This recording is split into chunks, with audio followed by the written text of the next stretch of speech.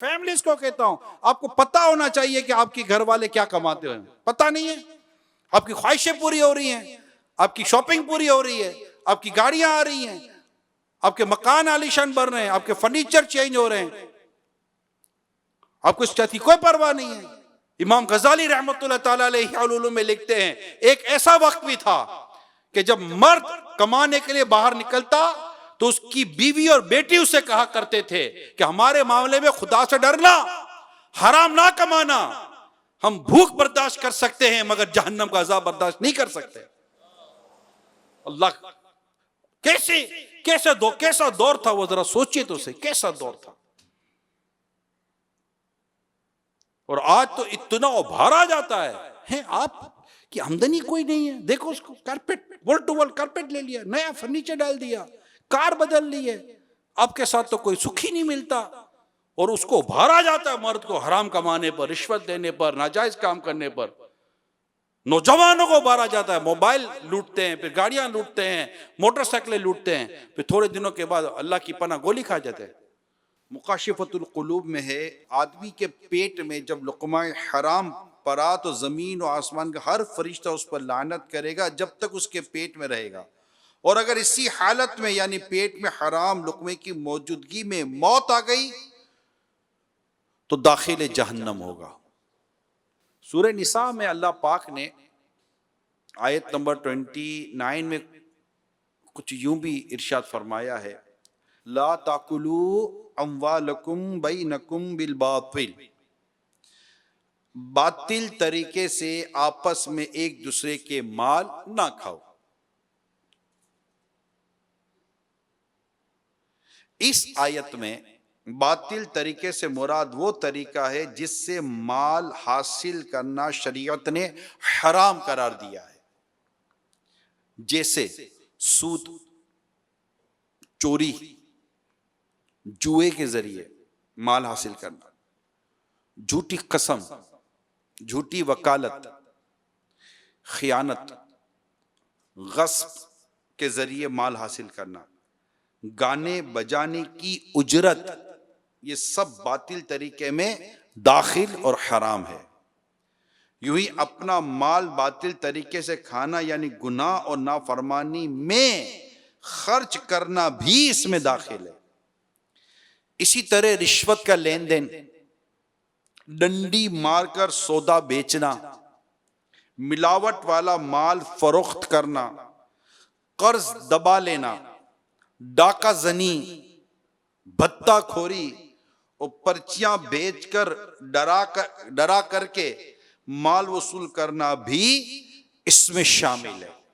یہ میں نے آپ کو قرآن کریم کی آیت کا حصہ، ترجمہ اور اس کی یہ مختصر سی جو تفسیر ہے، یہ میں نے سورہ نساء میں جو بیان ہوا، یہ میں نے سراۃ الجنان سے آپ کو جو تفسیر مقتۃ المدینہ سے لی جا سکتی ہے، اس سے میں نے مختصراً آپ کو یہ جو وضاحت تھی یہ میں نے آپ کو بیان کی ہے.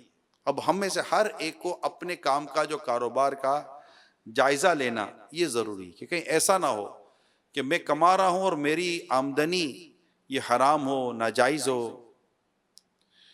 غیر شرعی، اللہ کی پناہ، یا میرا جو انداز، میری جو تجارت ہے اس سے جو آمدنی ہے، یا میں جو جاب کرتا ہوں اس سے جو آمدنی ہے، یا میں جو سروس پرووائڈر ہوں اس سے اگر کوئی ایسی میری آمدنی، اگر وہ سب کا جائزہ لینا ہے کہ میری آمدنی حرام نہ ہو.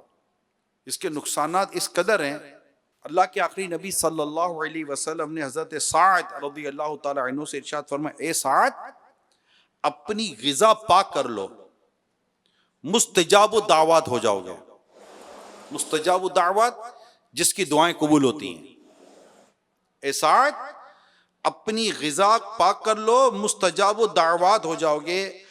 اس ذات کی قسم جس کے قبضے قدرت پہ میری جان ہے، اس ذات کی قسم جس کے قبضے قدرت میں محمد صلی اللہ علیہ وسلم کی جان ہے، بندہ حرام کا لقمہ اپنے پیٹ میں ڈالتا ہے تو اس کے 40 دنوں کے عمل قبول نہیں ہوتے. جس بندے کا گوشت حرام سے پلا بڑا ہو اس کے لیے آگ زیادہ بہتر ہے.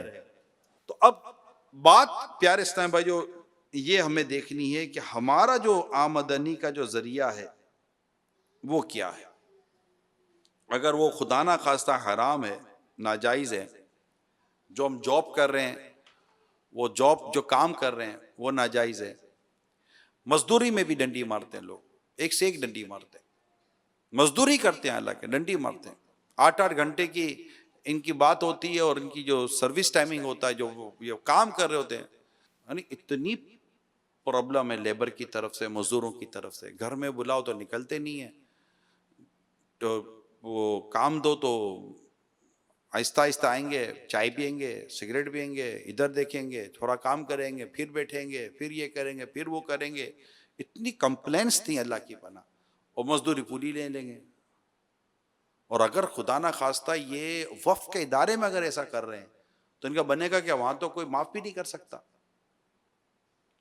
تو الغرض میں نے مزدوری کی طرف سے بات کی. اسی طرح رات کی چوکیداری کرتے ہیں، دن کی چوکیداری کرتے ہیں، حالانکہ محنت کر رہے ہیں، مگر اس میں بھی ڈنڈی ماریں گے تو ڈیفینیٹلی ان کے لیے اجرت کے تعلق سے پھر حرام حلال کے مسائل شروع ہو جائیں گے.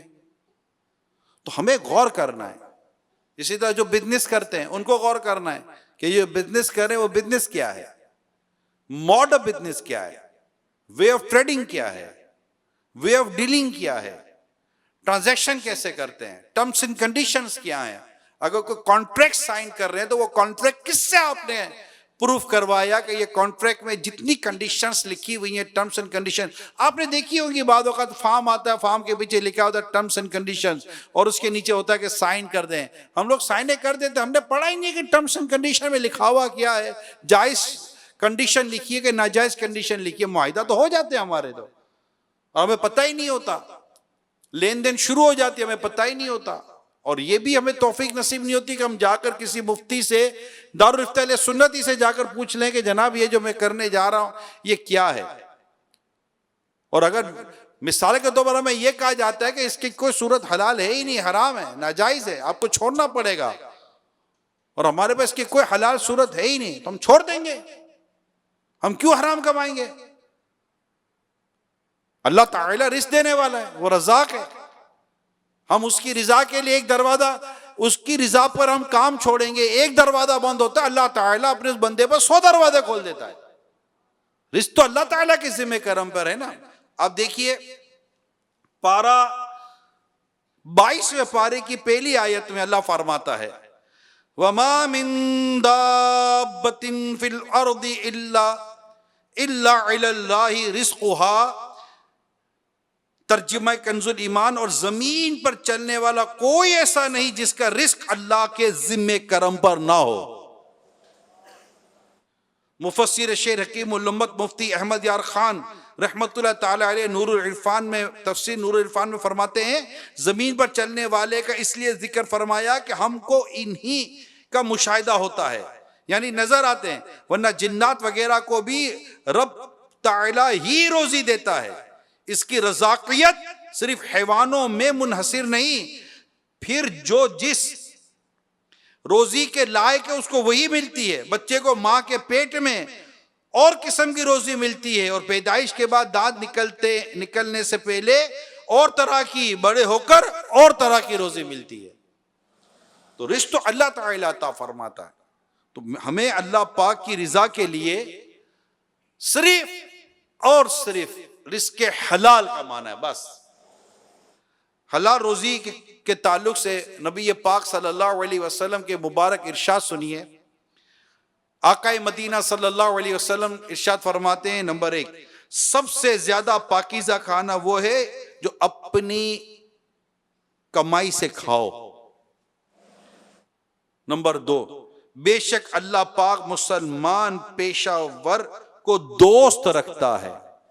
نمبر 3، جس سے مزدوری سے تھک کر شام آئے اس کی وہ شام مغفرت ہو. نمبر 4، پاک کمائی والے کے لیے جنت ہے. نمبر 5، کچھ گناہ ایسے جن کا کفارہ نہ نماز ہو، نہ روزے، نہ حج، نہ عمرہ. ان کا کفارہ وہ پریشانیاں ہوتی ہیں جو آدمی کو تلاش معاش حلال میں پہنچتی ہیں.